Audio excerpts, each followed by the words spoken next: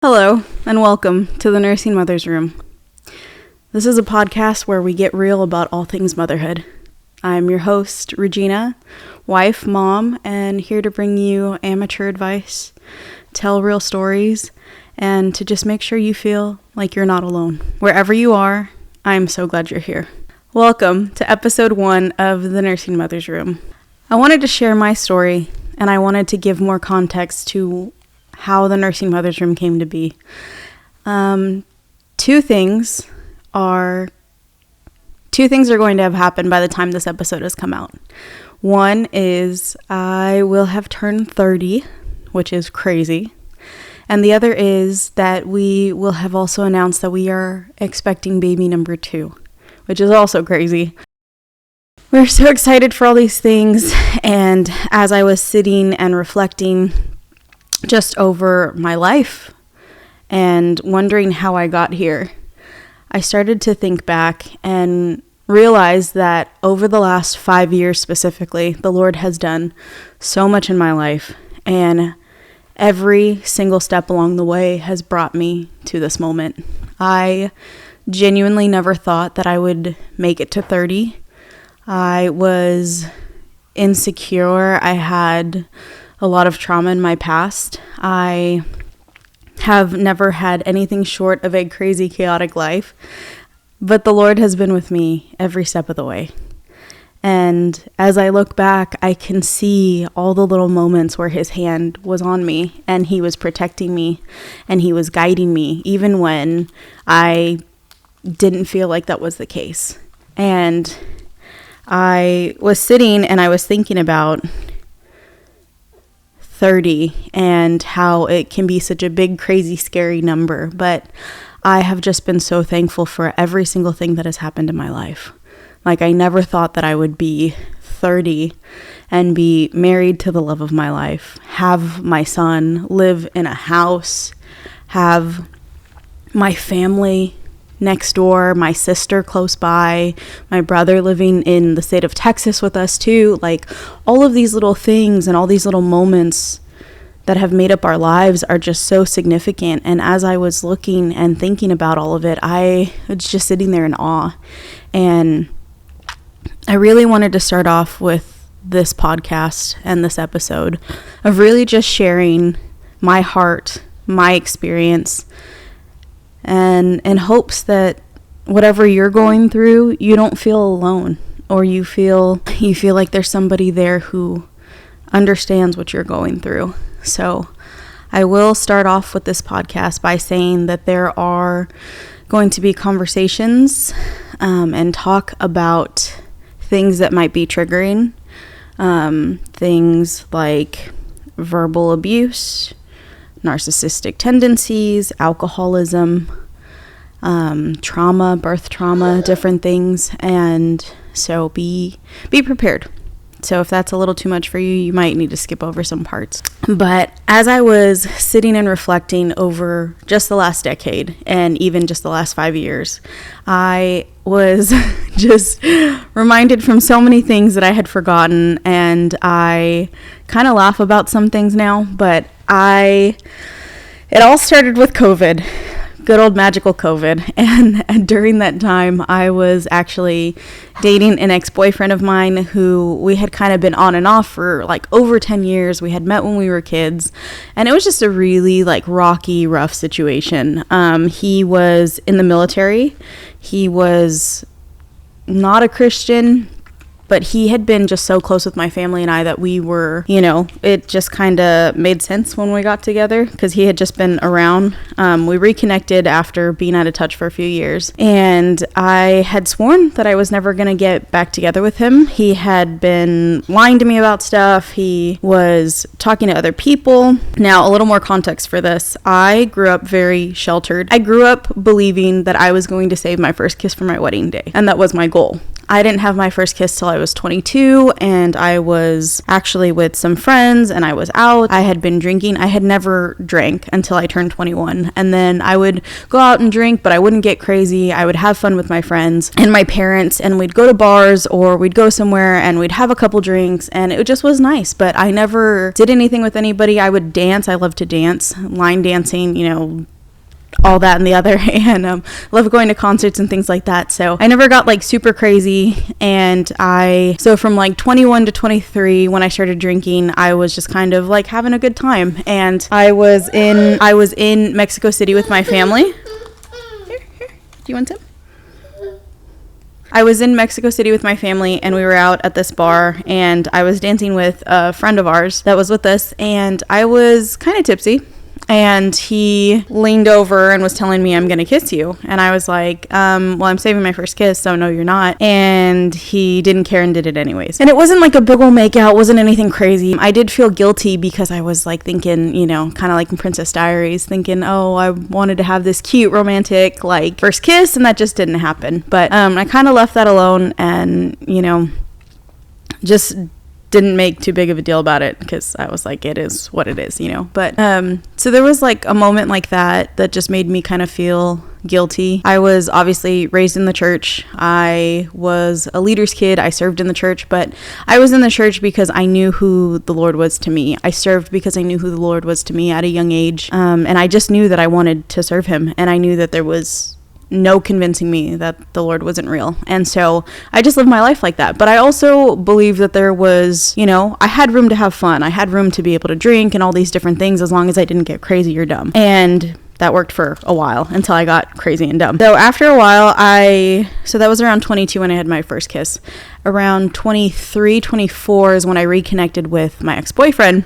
He started coming around, and when we were first together, finally at like 18, 19, he was going off to the military. I was starting college, and I wouldn't do anything with him. I wouldn't kiss him. I wouldn't hold his hand. I wouldn't anything. And so come to find out later on, he actually had been sleeping with somebody, and he got her pregnant. And so I cut things off with him from there, and he got her pregnant, married her, and then divorced her, I think, within a year or something like that. And he had been trying to message me, and I was like, I don't want to talk to you. You have a kid now. This is not happening, nothing. And I just was like, just stay away from me. And then about a year after that is when he contacted me again, and I was like, you know what? Why don't we hang out or whatever and stuff? And I just kind of like let things be what they were. And we started hanging out, and from then on, we just like never stopped. And he was just coming around all the time. He was hanging out, but he was in the middle of his divorce, and he was in the middle of moving out of his house because his ex-wife had brought her boyfriend to live in there. She had all of her family living there, and so it just was a big old mess. And so my parents were very much like, hey, don't get involved with him. It's going to get messy. It's not worth it. Like, you deserve better than this. And in my head, I just didn't believe that. So around with him, next thing you know, COVID rolls around, and he actually has to be stationed in St. Louis, and the day that he gets stationed out there is the day that the lockdown happens. So it was a crazy time. I was planning on going out there with him. We were talking about getting married,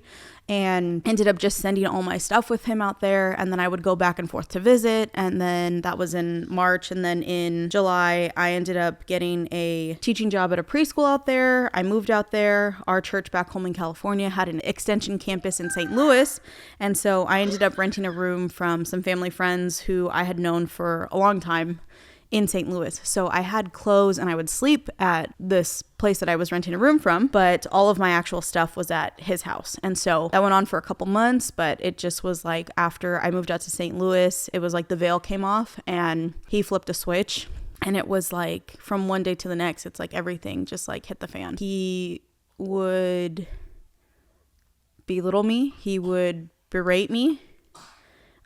He was very angry, and if he got upset about something, he made sure that it was known. He was hold on.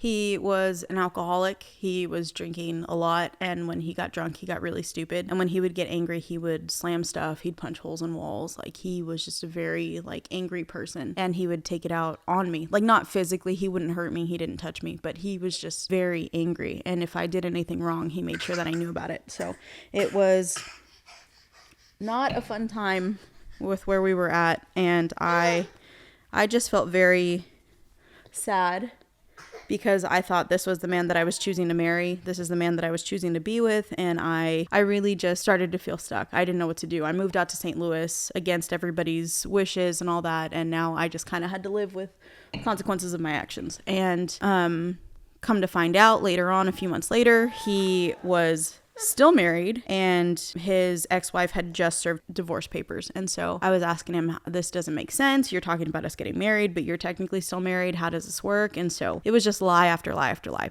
So that was October. February rolls around, and I'm telling him, we need to, I need you to be in church with me. I need you to get therapy. I need you to do all these things. And he just was not about it. And so February we broke up, but we were like still together, but like we weren't. And so in my head, we were broken up. I was just figuring out how to leave. And so I finally was leaving around May, because he was just accusing me of talking to people and all these different things, when in reality I had found him messaging other people and stuff. And it's always that when a cheater thinks that you're cheating and they want to accuse you of stuff, it's because they're the ones really cheating and doing all this stuff. But they are so insecure about stuff that they think you're doing the same, even though that's not the case. Because again, I was over there, but we weren't living together. I wasn't sleeping with him. I wasn't anything, because I was waiting for us to be married, and I just felt like I was stuck in this limbo state, because we had a house out there, we had dogs, and I was just very much like, I want us to be married, but I'm not going to sleep with you until that happens. I genuinely was afraid to sleep with somebody just in general, and I really believe that I love this guy a lot, but I was so scared to sleep with somebody because of three things. One, because I always thought that if the first time that I slept with somebody, I would get pregnant, and I know that that's not the case, but I just, in my head, I was so afraid that like that's literally going to be my consequences, that I'm going to be pregnant. And second thing was worried about STDs and stuff like that. And the third thing was being afraid of giving myself fully to somebody, and because I wasn't married to them, they could just turn around and go and sleep with somebody else, and there's just nothing I can do about it. And I know what people are going to say, yeah, that can happen in marriage and stuff too, and that definitely does happen in marriage and everything too, but I fully believe that the person that I was going to marry, that the covenant and the bond that we had was going to mean so much more than just being able to just flippantly sleep with somebody, and I know that there's different consequences and stuff like that when those things happen, but it just genuinely was one of my fears, and so that really drove me to not sleep with anybody. So it was a crazy time, but in May I went to go visit my family.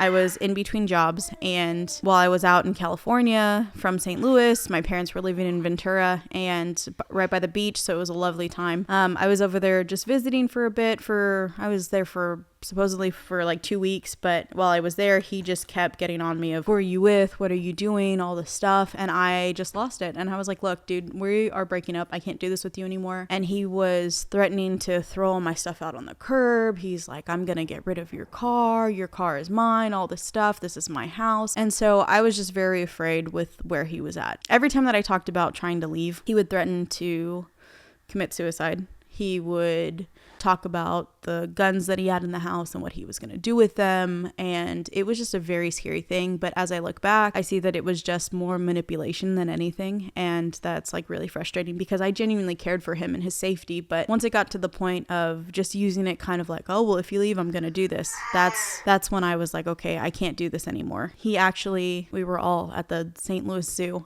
He had sent his dad and his brother a suicide note. He and I had a fight, and I told him, after we come back from the zoo, I'm packing up my things and I'm going back to California. And this was a few months earlier. That day, sent his dad and his brother a suicide note, basically, and basically told them like, oh, here are things for my son for, when I'm not here. And so his dad and his brother are calling me like crazy, and they're trying to talk to me, and they're like, where is he? Where are you guys? And I'm like, I'm looking at him, and we're at the zoo and wondering what's going on. And next thing you know, on the cameras at the house, I see that there's a notification that somebody's there, and I look at it and it's the police. And so he ends up talking to them over the camera because he was military. They were real close with the police officers there. And so as he was talking with them, he basically got it like talked his way out of it and was like, oh, there's a misunderstanding, all the stuff. And so when that happened, I was like, what did you do? What did you do? It basically was just like this cry for attention. And so I was like, if you're really serious about this and this is what you're feeling, then we're going to get you help. And so the family friends that we were with and the pastors of the church that I was at, we were confiding in them in all of these things. And I was telling them, you guys need to come grab all the guns from the house. You need to just keep an eye on him because this is way more than I can handle. And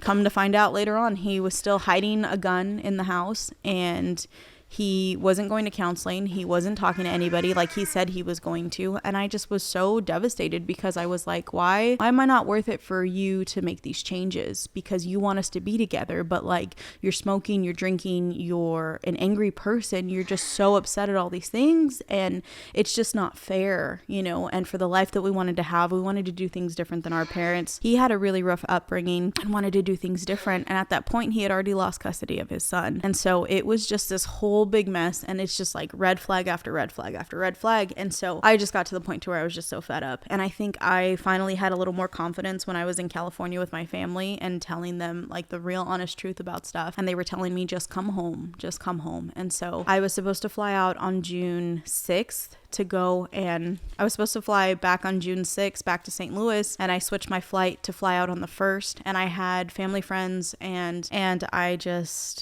I had people come out there with me, and, you know, because I didn't know how he was going to react, and he didn't know I was coming. And I took like 20 minutes, packed up my stuff. He was standing outside with one of the pastors, and he was just very angry that I was there. And he's like, oh, I thought we were going to figure things out and stuff. And I said, no, I said that I broke up with you and I'm done. And packed up my stuff, hardly said anything to him, and drove to the family friend's house that I was staying at and packed up my things there, and then just started driving back to California. And my mom met me in Denver, and I just drove back, and I was just feeling really defeated.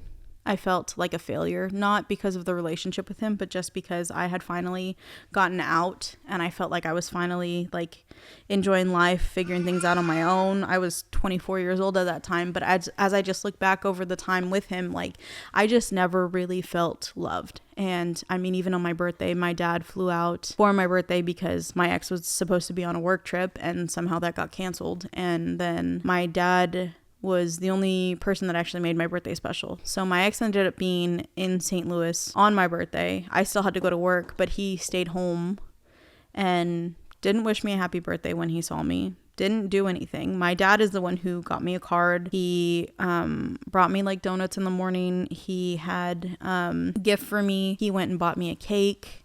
He went and took us out to dinner, and he paid for it. And it just was really sad that this person that I thought that I loved just didn't care at all. And I, even when I asked him, why didn't you say happy birthday? And he's like, oh, well, it's not a big deal. Like, it's just a birthday. And I was like, what do you mean? Like, your birthday was 2 weeks ago, and I literally did everything under the sun for you. Like, took him to dinner. I had gifts for him. I had bought all these things, and I didn't have a lot of money then. He had more money than I did. And I had just tried to make it special for him because I know that things hadn't been that way, but he knew that birthdays were special for me. So it was just very like manipulative and narcissistic of like, you know, he wanted all the attention, but like he wasn't willing to give any. And it just was really sad looking back. And I just was really upset that I even thought that that's what I deserved. But I had like no self-esteem. I didn't care about myself, but I just was over it. But while I was in St. Louis, I just really felt like the Lord was doing so much. He was freeing me of so many things. And while I was there, he also, like at one point I was helping with sound and tech at the church. And while I was there, the pastor, during one of the rehearsals, he called me out, and this happened several times, but he called me out and was like, hey, Regina, the Lord wants you to know that he knows that it's hard, but you know what you need to do, and it's time to do what's necessary. It's time for you to leave. And pastor at that time didn't know what was going on. And I had been contemplating about leaving my ex, and I just knew that it was time, but I felt so scared and stuck that I didn't know how to leave. And so when I was in California, I mustered up the courage, moved back, and I was very grateful for that because while I was there, I got to spend more time with my grandmother. And about 2 weeks into me moving back, she passed away in a house fire. And I just genuinely feel like had I not moved back when I did, and I didn't have those extra 2 weeks with my grandmother, I would have never forgiven myself. And my grandmother was one of my favorite people on this earth. And we were just all traumatized and devastated when she passed. And we still don't fully know what happened. Her house caught fire and she didn't make it out. And I just cherished those last 2 weeks that I had with her. I actually ended up going with her to I believe they were family, to a 50th anniversary. While we were sitting there, she looked over at me and she's like, Mija, I know that you're sad. She said, but I just want you to know that like you're free. Like if I could go back and be your age, I would just be free. She's like, you can do anything. And she's like, promise me that you'll do anything and everything and that you'll just enjoy life. And I said, I promise, Grandma. And then that night she was on the dance floor and we were having a good time and, you know, just really enjoying ourselves. And I'll never forget that. And since she passed, I have really tried to honor that and really tried to live. But I was just after she passed, I was so depressed. I was so distraught. And I was just kind of like losing faith in like everything. Like I still believed in the Lord. I didn't walk away from the Lord, but I just felt so alone. Like I didn't have community anymore. I didn't have friends. I didn't have like a lot of things. I didn't have my boyfriend, this person that I thought that I was going to marry, and it just was a really devastating time. And before the end of the year, I was actually looking at leaving California. I had wanted to teach overseas and I was looking at jobs everywhere. And so I looked at a job in Germany. I was looking at jobs in Spain. I was looking at jobs like literally everywhere but the United States. And I wanted to get out. And my sister actually was living in Texas and she was going to ministry school, and she was like, hey, why don't you come out here, stay with Isaac and I. She had just gotten married and they were living in Texas, and she's like, why don't you come out here with us, stay with us for a bit until you get on your feet and just kind of see what happens, like start getting plugged into this church with us. And so I was like, okay, well, let's, I guess we'll see. I'll try to get a job and then I'll see from there. And I ended up getting a marketing job, and I was like, okay, I guess the plan is to go to Texas and we'll see what happens. Moved out to Texas the beginning of January, started that marketing job, moved in with my sister, and then went to a service at a church called Risen Nation. And the first service that I went to was great. It was a good service. And afterwards, one of my sister's friends, who I had met briefly, had come up to me and was like, hey, can I talk to you? And I said, yeah, what's up? And he said, I really felt like the Lord wanted me to tell you that nothing you've been through has been wasted. Every single thing you've gone through has led you to this moment specifically. And you saying yes to even be here at this service, the Lord is about to do so much and change so much in your life. And it's going to be quick that you're not even going to be able to understand or fathom anything.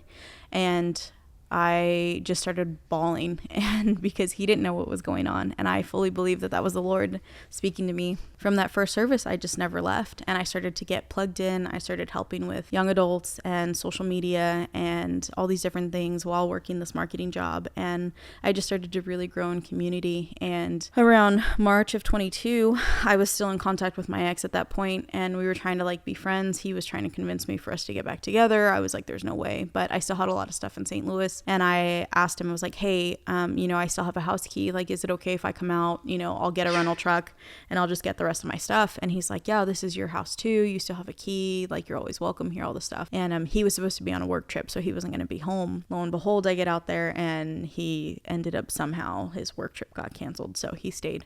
And I was there, we talked a little bit, and then I started packing stuff up, and he was like, oh, so already a switch had flipped, and he's like, oh, so what, did you just come to ransack my house? And I was like, look, dude, if you say about your house and your stuff again, call your buddies at the police station, have them come down, I'll show them receipts for every single thing that I've purchased, and you'll still have nothing because everything in this house is mine. And he kind of just let things alone after that, and I started packing up my stuff, and then we went to dinner that night to just kind of talk about stuff. And I realized that when I flew out there, it had actually been either 2 or 3 years. Had been 2 years since 2 years to the day, March 17th, St. Patrick's Day. 2 years to the day that we had originally come out to St. Louis. And I just was like baffled. And I always felt like there was significance in numbers and things like that, you know, especially dates like that and stuff. So the fact that it had been like literally come to full circle was just crazy. And he was like, well, I guess it's the end of an era, huh? And I was like, yeah, actually. And he was like, I'm probably never going to see you again, huh? And I was like, no, you're not. I said, I want you to know that a part of me is probably going to always love you. And I wish you nothing but the best. And I just, yeah. And I was like, and that's it. And just kind of left it at that. And ended up leaving St. Louis, driving back. And it felt different this time. Like I just felt free. I felt like it was the closing of a chapter. I felt like I just knew I was doing the right thing. I came back to Texas. Actually, a week later, I ended up getting to church late for a service. And they ended up seating me in the front row. And in this one section to where they had reserved it for like wheelchair accessibility and things like that. But the church had been so packed that was like the only row available. So I felt so dumb. I was running so late and I ended up getting stuck in this like section and I felt really dumb. And yeah, it was funny looking back. But service, I got sat in the front row, and that was the first official time, I could be getting it wrong, but the first time that Ryan, my now husband, was leading a song during worship. And while I was sitting there and just, you know, paying attention to the service, I kind of looked over and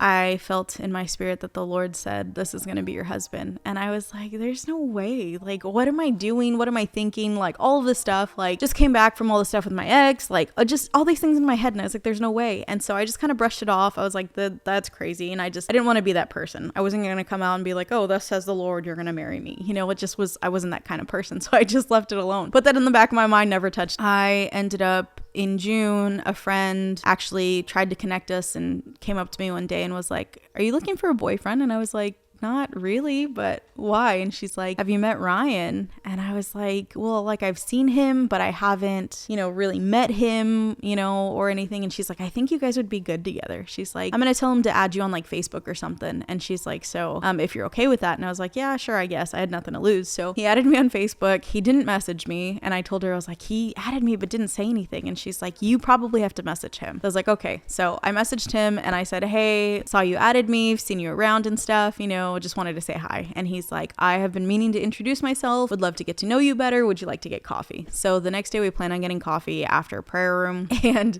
we made the mistake though by going to the coffee shop that was close to our church, and we ended up being there with like a ton of people from our church, which was like fine. But after that, it was already like, you know, people were speculating and asking of like, oh, were we dating, all these things and stuff. And so it was just pretty funny how fast the gossip spread, you know. But we ended up going to coffee and then ended up staying for like hours just talking. And then we ended up going to lunch after that. After lunch, we went to Grapevine Lake. After Grapevine Lake, we went to the movies and we just hung out. And next thing you know, it was like almost midnight. And so I had texted my friend afterwards and she was like, oh, so how did coffee go? And I was like, well, I literally just left him. And she's like, you hung out the whole day? What the heck? And it was just like great. It was just easy to talk to him. We just had a nice time. After that, with kind of things getting, with people wondering like if we were dating.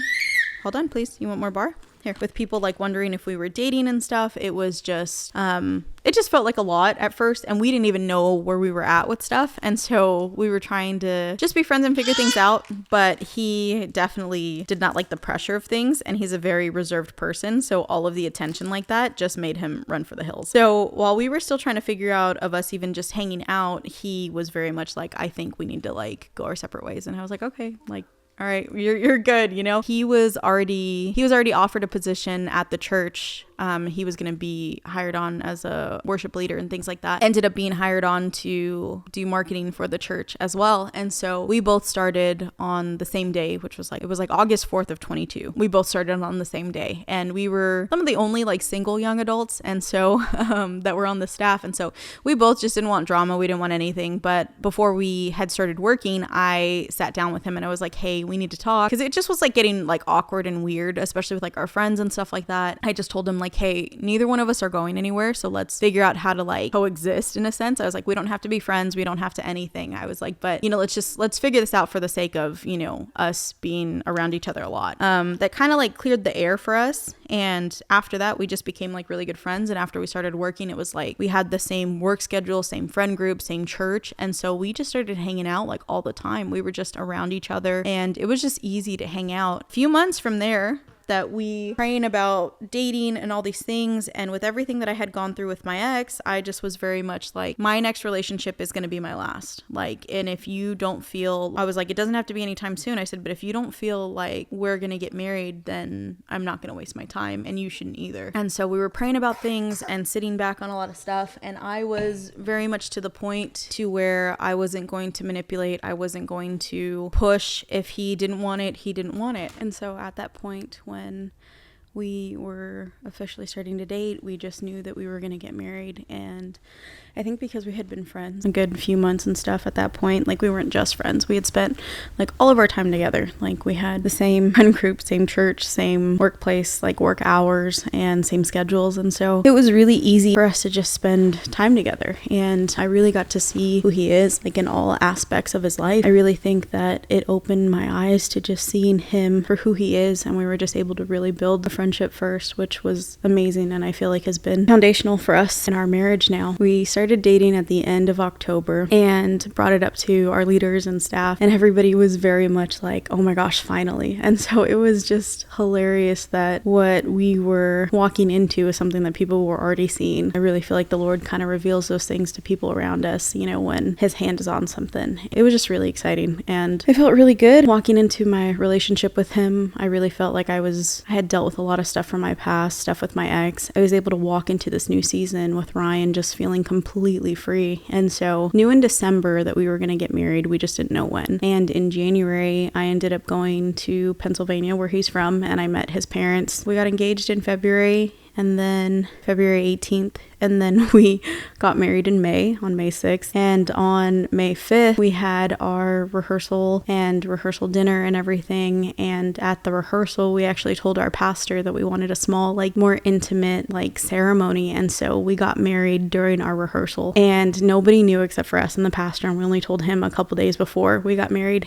And it was just very exciting. I always pictured kind of the Marshall and Lily wedding in How I Met Your Mother, and how it was just so small and it was just them. And that's exactly what we did. We exchanged our personal vows together, and it was just in front of our family, our parents, and our wedding party, and it was beautiful. And then we went to dinner afterwards, so the rehearsal dinner, and we just sat and talked and shared stories, and we laughed and cried, and it was emotional and it was amazing. And we kept saying the whole time that if nothing else goes right on our wedding day, it didn't matter, because this was our wedding and this was what we wanted, and it was just a beautiful time already. Didn't jinx ourselves, but we definitely were prepared for nothing to go right. So the wedding ceremony was beautiful. We had it at the church and it was amazing. And then the reception is where things kind of get a little crazy. The venue that we had, we were supposed to have from like noon till like midnight. So it was like a full 12 hours that we paid for, and the AC broke, and it was May in Texas, and it was hotter inside than it was outside. And we had people who had their little babies there. Our niece was there, and it just was crazy. The kids getting hot and like getting heat stroke inside this venue. We had the AC that was like leaking water from the top onto like our guests, and it just was a crazy time. So we got there at around 2, almost 3 p.m. to start the reception, and we ended up leaving at like 4:30. So it was not fun. It was crazy, and they still haven't made right by us. So that's a whole other subject for another time. But yeah, never, ever, ever go to the venue that we had. And I honestly think that they're closed down now, thankfully. But yeah, it's just a whole long story, and they are just awful. Yeah, I mean, that still didn't sway us. It sucked. Our cake was melting. Everybody was hot. It was like, yeah, it just didn't go the way that you would think. But we had an amazing time. We got to spend some time with our family and friends and people from out of state. But if I could go back, I don't know. I wouldn't do anything differently. I just think that my only regret was that we didn't get to spend enough time with our guests and people that were there, because we just had to kind of like close up shop and get everybody out of there because it was really, really, really hot. But yeah, so that was our wedding. And then so fast forward a few months later, and about 4 months to be exact, I had been praying and we had been talking about waiting at least a year before having kids. Around August, on my birthday, August 6th, 10th of 2023, we were at church and our pastor, was telling everybody, oh, everybody, it's Regina's birthday. Everybody say happy birthday. And as Ryan was coming off of the stage from leading worship, he kind of stopped him. He's like, where's Ryan? And then he said, the Lord wanted me to tell you that you are going to have a son, and your son is going to lead worship, and he's going to do far more than you ever could. And we just stood there and just started bawling. We hadn't really thought about kids. I mean, we had thought about kids, but we were kind of putting that on the back burner just because we didn't feel like it was time. And it kind of just stuck with me. And even before we got married, I had visions of us having a son first, and just all these things that the Lord spoke to me about him. And I just was confident in that. And our pastor, at the end of what he was saying, he said, so for a gender reveal, I'm rooting for a boy. And I had so many people reach out to me like, oh my gosh, you're pregnant, all this stuff. Why didn't you tell anybody? And what our pastor meant to say was, if there's a gender reveal or when, eventually and stuff like that, that he's rooting for us to have a boy. And so it was just pretty funny. So I had a lot of people asking if I was pregnant, and I was like, no, I'm not pregnant. At that time, we had been using protection. We just were focused on not having kids at that time. About a month after that, I had a dream. Ryan walked into the room and asked me, are you ready for us to start trusting the Lord? And I looked at him and I said, yes. And I didn't tell him that I had that dream, but 3 days later, the same thing happened. And he walked into the room and said, hey, are you ready to trust the Lord? And I said, yes, I am. And so we didn't use protection one time, and 10 days later I was pregnant. And a lot of people think that I'm crazy for saying that. It literally was 10 days later that I was tracking everything, and it wasn't intentional, wasn't on purpose, but that's just how it happened. And I know for a lot of people it's not that easy to get pregnant, but it was pretty crazy, and I just knew that was the Lord. And so from the moment we found out we were pregnant, I knew it was going to be a boy. Lo and behold, we find out it's a boy. I end up having probably the most crazy, rough pregnancy. It just was so awful. I was so sick the entire time, but I wasn't diagnosed with HG, didn't have gestational diabetes, didn't have high blood pressure, didn't have any of these things. And I just was so sick. I couldn't keep anything down. I had morning sickness the entire pregnancy, but to the point to where I was barely eating, and I had to be in the hospital several different times overnight or for a couple days because I was so dehydrated. I couldn't even keep water down at some points. And I had all the stuff, all the ginger and tea and all the, mom hacks and stuff, and nothing worked for me. So I would just spend hours crying out to the Lord and crying with my husband of what is going on? I want to be okay. I want this baby to be okay. I ended up around 6 months. I ended up switching doctors that we were at because we were with the Texas Health midwives, and I know that a lot of people have had good experiences with them, but we just had the worst experience. Every time that we would go down for an appointment, they basically give you only 10-minute appointments, which is fine. But every time that we would go, we would get stuck with one of the nurses and not even meet with the midwife. And then we'd ask questions and things like that, and they would say, oh, well, that's questions for you to ask your midwife. And I'm like, well, we want to ask the midwife, but she's not here, and they had different ones that we would be working with. And so it just was awful. I would talk to them about concerns and different things, and they're just like, oh, well, you probably just need to eat better, or you need to do this, or you need to do that. There was just no compassion, no empathy for anything that I was going through. And I know that they have a lot of people that were coming through, but it just wasn't the experience that I was expecting, especially with midwives that are meant to do things that are a little bit more for the moms, And so I was just really defeated. And I had talked to a friend of mine, and she was saying, you can still switch doctors. And so we ended up switching to a birthing center that was recommended by some people and some friends of ours who they had several of their kids there. And when we went, it was just amazing. And we got to meet with the midwife and switched providers with her. And I was telling her about how sick I was, how the midwives that we were with, how they didn't even seem to care about what was going on with me and all these different things. And within just a couple weeks, we were able to focus on getting me on a healthier diet that was low carb, low calorie, high protein. And I was finally able to start eating more, and I started to feel better, and I started to finally have some energy. And so things were going really well. And then I got to the point to where I got food poisoning. So on top of still having morning sickness and all of that, I got food poisoning, and I was just throwing up like crazy, got dehydrated again, had to go to the hospital.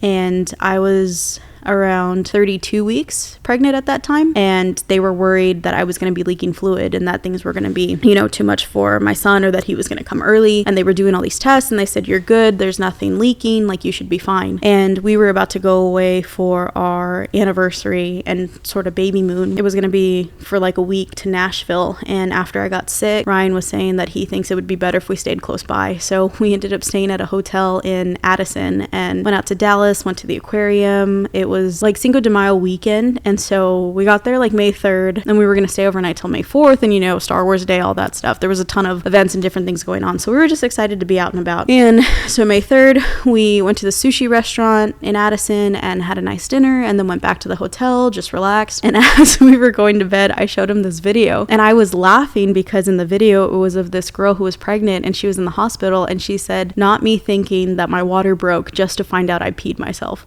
And I was laughing because I told Ryan, that's probably going to be me. I'm going to think my water broke and I just peed or something. So we were just cracking up about that. Well, the next morning I get up to go to the bathroom. It's like maybe like 9 a.m., whatever. And I go to the bathroom and I feel the baby moving. And then all of a sudden I feel this like pressure and I feel a pop. And then all of a sudden I just feel all this like water gushing. And I was like, did I have to pee again? Like, what is this? And so I was like sitting there for a second and I was like, maybe I'm just being dramatic. Maybe I'm good. And I go to stand up and just all this water just kept gushing. And I was like, oh no, my water broke. And so I call my midwife and then I am trying to get Ryan up. And as I'm getting him up, I'm like, babe, my water broke. I need you to come here. And he's like, what? He doesn't know what day it is. He's so tired and everything. And I'm on the phone with my midwife and she says, have him run to the store and get you some adult diapers so that you can get out of the hotel and get to the hospital. And because at that point it was way too early for me to have my son. I was around 34 weeks then. And she was like, because of that, we can't take you at the birthing center. They were worried about his lungs because he was so early. And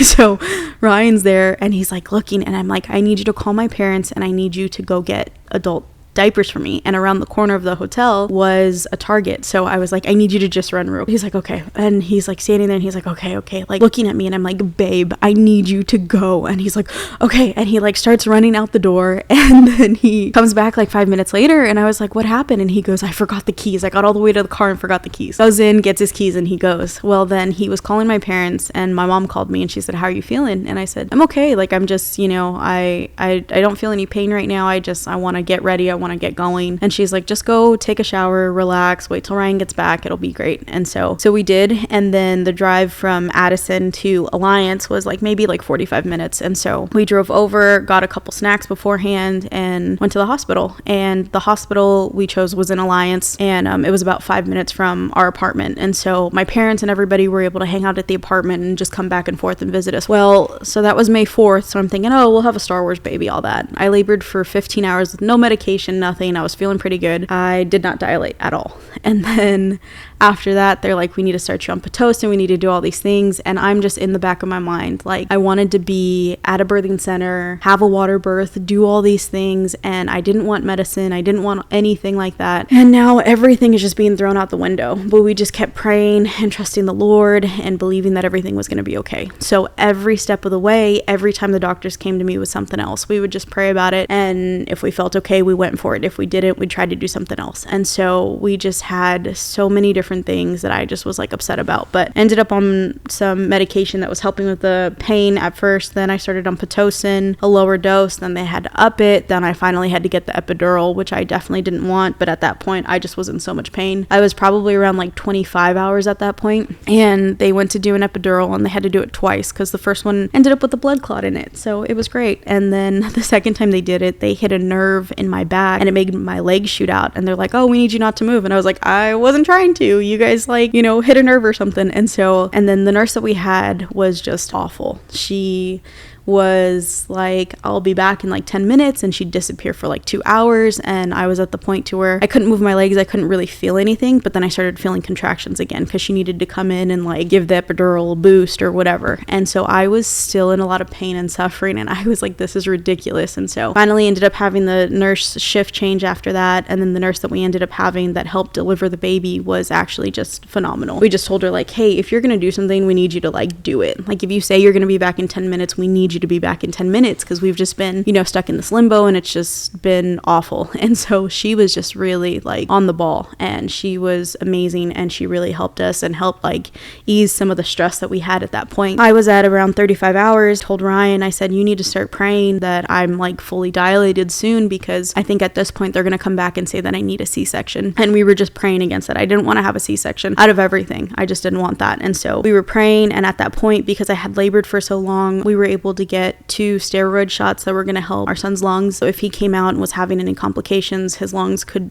he'd have a better chance. Around 35 hours, they finally came in and went to check me again and said that I was at 10 centimeters. And by this point, it was like we were hoping on May the 4th. We're like, okay, we'll have a Star Wars baby, And then May 5th rolled around, and I was like, Cinco de Mayo, it's okay. And then May 6th was coming around, which was our anniversary. And I was like, there is no way that this guy is going to be born on our anniversary. Well, sure enough, I hit 10 centimeters at like 11 something, and I went into active labor for like an hour and 15 minutes, and he was born at 1:15 in the morning on May 6th. Well, even that was all God, because if he had been born any earlier at 34 weeks, he would have automatically been admitted into the NICU. And because he was born at 1:15 in the morning on May 6th, he officially hit 35 weeks. And so because of that, he was able to stay in the room with us, and he didn't have to go to the NICU. So that was just all the Lord. And he came out and he had no complications, nothing. He was doing great. The only thing was that he ended up having jaundice, and we were trying to have him on light therapy and stuff like that, but then they would take him off for a bit, and then his numbers would jump back up, and so they were just concerned for that. So we ended up staying a whole week in the postpartum ward, and it just was not a fun time. And we had nurses coming back and forth, and they're like, oh,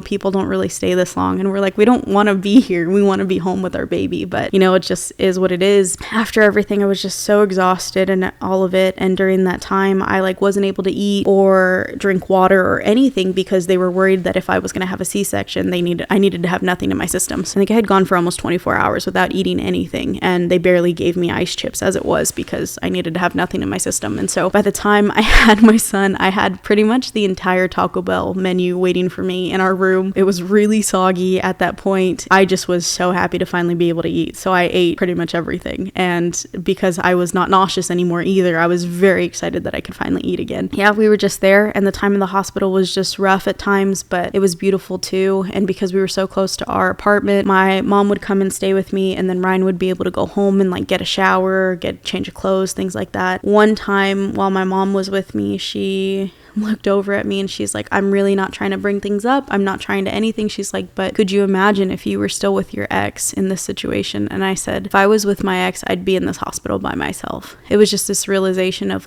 just everything that the Lord had brought me through and where he had brought me to. I just was so thankful that I was listening to the Lord, and that I had the strength to leave when I did, just to think of all the things I would have missed had I stayed when I knew that I needed to leave. And it wasn't easy, but I knew that it was the Lord, and that the Lord had so much more for me. Since then, we had our baby, we went home, and I ended up having postpartum preeclampsia, but I didn't know that at the time. And even in the hospital, my blood pressure was super high, and I was telling the doctors, I feel like I can't breathe, I have pain in my side, and they just kept telling me, oh, well, your oxygen levels are fine, so you should be good, just relax. And I was like, well, I can't relax, I want to go home, all this stuff, our baby's here, all these things. And a couple weeks later, I ended up having this attack where I woke up at 3-4 in the morning, and I'm sitting there literally leaning forward as far as I can because I can't breathe. I woke Ryan up, I'm sleep deprived because of the baby, I'm feeding him every 2 hours because he needed to get his weight up, and so I just was exhausted. But I'm sitting there and I feel like I'm gonna pass out, and my arm is going numb, my vision's getting blurry, and I told Ryan something is wrong, and we just started praying like crazy. And after about an hour of really struggling to breathe, it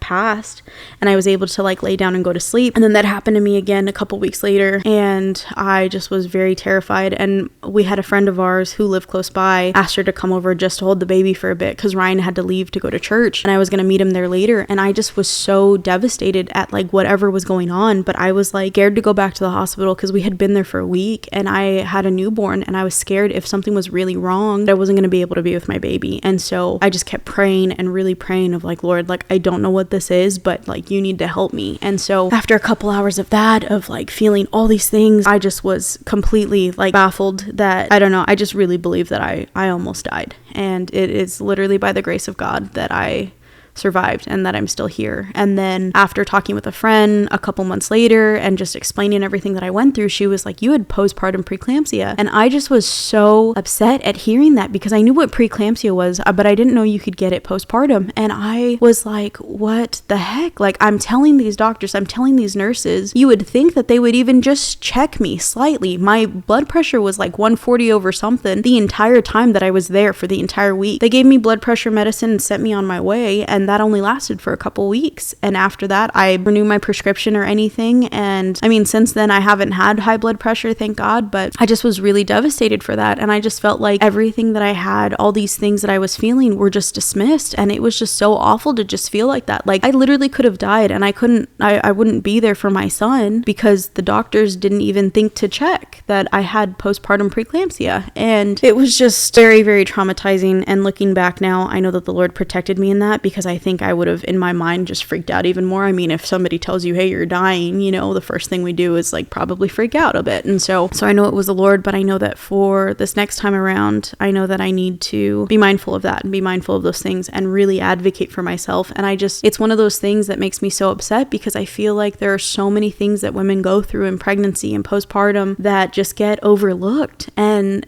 people end up dying, or kids, you know, get neglected, or things happen to children too because the moms aren't okay. And it just makes me so angry that like our healthcare system is still failing us, like even more so to this day. And there's still so little knowledge and research done on so many different things. And I'm just at the point to where, like, I want real experiences. I don't want just some research that was done 50 years ago. I don't want just word from doctors or nurses and stuff that don't even know what they're doing half the time to come in and be like, oh yeah, this is this and this is that, when, you know, they know certain things, yes, they've learned certain things, but it's also like we're real people and we have real experiences and real things that are happening to us. And if you're not taking the time to hear us and really understand what's going on, and that I'm telling you something is wrong in my body, then I don't think you should be in this profession. And it just really like breaks my heart that so many women are dismissed, and so many women don't even know how to advocate for themselves or to talk about these things. And I really believe too that like who you marry, who you have kids with is so important, because my husband was somebody who was adamant and advocated for me when I was completely drugged out on the epidural, and I couldn't even talk, I couldn't even sit, but then I couldn't sleep, I couldn't do things, you know. And so I had such an amazing man of God who was praying over me, praying over our son, and advocating for us. And I really believe that all of these things, everything was tied in together for a purpose. If I was in a different situation or with somebody else, like I said before, I think it would have been completely different. I think I wouldn't have been able to have somebody advocate for me. I wouldn't have had somebody present and understanding what I was going through. It just really makes me sad that there are women who go through those things that don't have, you know, people to advocate for them, or even people to just comfort them or to pray over them or any of those things, because it's so important. And I just fully believe I wouldn't be here today if that was the case. And so I just look back over even the past year, and I've just been through so much, from pregnancy to postpartum to now with my son, and trying to sleep train and all these different things. And it's like I was feeding him every 2 hours and I wasn't sleeping, and then I would talk to somebody about it and they would be like, we're praying for you, praying for his sleep. And then it would be like he'd have the worst sleep of his life that night. And I only recently, it was right after his birthday, his first birthday, that he was up at like 4 a.m. and I was just so tired. And usually I try to go in and nurse him early, try to get him to go back to sleep so that I could get a couple hours of sleep, you know. And this one day he just wasn't going back to sleep, and he was up at 4 a.m. and I literally sat there so exhausted, crying out to the Lord, like, I need your help, I need something to change, I can't do this anymore. And I felt like he led me to getting I had this picture in my mind of like a playpen around his bed. And we had a playpen for him that we had in the living room that he'd crawl around and have his toys, but it was one specifically to go over his floor bed that we had for him. We transitioned him to a floor bed at like 9 months, but he would wake up in the middle of the night and he'd get up and he'd play with his toys, or he'd go to, you know, try to knock on the door and just sit there and cry and stuff. And so I was getting up like every hour to go and nurse him and then try to put him back to sleep, but then he's playing with his toys, so he's waking himself up, and it just was a recipe for disaster. So I felt like I needed to get this playpen. I ordered it started that morning. It arrived at like 2 p.m. I put him in it for his first nap, and then I put him in there for his for bedtime and everything that night, and things just already were changing from there. And we got him into a full sleep schedule, and I had been sleep training since he was like 3 months old, and it was like some days it would work, some days it didn't, and things finally started to become consistent. And I started weaning him from night nursing, and we started to have him eat more solids during the day, and he was finally doing a lot better. And it's just like things finally started to get better. And afterwards, I just stopped being afraid to even talk about his sleep. And when something would come up, I would just pray against it. And I was like, nope, he's going to sleep well. I'm not going to be afraid of this. My son is going to sleep well. He's going to get rest. I'm going to get rest. It's going to be good. And now we're at the point to where he's fully weaned from nursing, and he's sleeping through the night. He's sleeping for his naps all on his own. I don't have to sit there and console him for hours, and he's doing so well, and I'm finally sleeping. And so now I'm at the point to where it's been only like a couple months, and I finally feel like I can breathe again, and I finally feel like I'm in this good place. And then, just happy, and we're in a new house, and we're next door to my parents, and my sister lives down the street, and my brother lives close by, and we're just doing so well with all these things. And then I find out I'm pregnant, and it's like instantly like excitement but fear at the same time, because of everything I went through the first time, everything I went through with the labor and delivery, everything I went through in the newborn phase, everything that I went through with postpartum preeclampsia, blood pressure, all these different things. And I have just been so terrified at the same time. I'm so excited for this baby, and just excited for what the future has, because again, like I said, I never thought that I would be at this place. And after everything that happened with my ex several years ago, I was just prepared to be by myself. I was prepared to be on my own, and I was just ready to just do whatever, but just for me. And so the Lord obviously had other plans. And now as I sit and I look back over the last 5 years, that I am just so thankful and so grateful. And even though there's still fear in the back of my mind of what is going to happen with this pregnancy, what is going to happen during these next 9 months, what's going to happen with having my son and a new baby and all these things, I just rest and I have peace knowing that the Lord has got me. He has been with me every single step of the way, and I know that He's not going to leave me now. It's been beautiful, and it's like this contradiction inside me of like, yes, but there are these things, yes this, yes that, but God, that's what I hold on to. And I've seen His faithfulness, I've seen His goodness. Like even just the story and the testimony of how we got in this house is just beyond me, and He has just never left us. And as I look to the future and look to the next decade and turning 30, I am just baffled, and I am so thankful and so grateful, and I don't take any of it for granted. And I really think that there is power in our testimony and being able to share that and those experiences that we have with others, because I can't tell you how many times that I've heard stories from other people that like I just needed, that like me being up every hour with my son at night when he's teething or when he was sick, that was normal, that there were other moms that were going through that. I've met so many amazing moms now since having my son that we're just in the same trenches, and we're going through the same things, and we were able to be there for each other. And even like when I'm just feeling like I'm at my lowest point, knowing that there were other people could even just be there with me, that just sent me a text saying, hey, I'm thinking of you, or hey, let's get coffee, let's hang out, and just to get me out of the house for a couple hours, because I'm still working, I'm running my own business and taking care of a newborn. Like all of this stuff was just crazy, and I'm trying to figure out how to do it all and still be like a good mom and still be present, be a present wife and be a present daughter and friend. And I just would be overwhelmed with all of these things, and to just have people that I could be honest and real with has been my saving grace this past year. Obviously we've had people from our church and community and different things like that, and I just, with realizing that there are so many women who probably don't have that, who've never had that, it breaks my heart. And I know that motherhood is challenging and it can be difficult at times, but we're not meant to do it alone. We weren't designed to be alone. We weren't designed to be in isolation or on our own in general. So why do we think that being a mom and doing, motherhood is something like it's okay for people to be by themselves? Because it's not. And that is my heart and my goal. And I just don't want anybody to feel alone. I don't want anybody to feel like they don't have anybody or they can't talk to somebody. And I can't tell you how many people, even from, different states and stuff, would just send me a text, hey, I'm thinking about you, I hope you're doing well, and how much that just blessed me. And so my hope is that genuinely, wherever you are, you don't feel alone, that you can find community, you can find people, whether close by to you, whether in other states, whether online, and really just stay connected, because again, we're not meant to do this alone. And I am just so grateful for the people that I've had in my life. My heart for this podcast is for you to not feel alone, and I fully believe that wherever you are, I am so glad you're here. And so I hope that this story and my testimony has resonated with you. And if you'd like to share your story with us, please email us, follow us on social media, and let us know where you are, and we will get you connected with other moms and just continue to build this community together, because motherhood is beautiful and amazing, and you should not have to do it alone. So I hope that you enjoyed this, and we will see you next time here in the Nursing Mothers Room.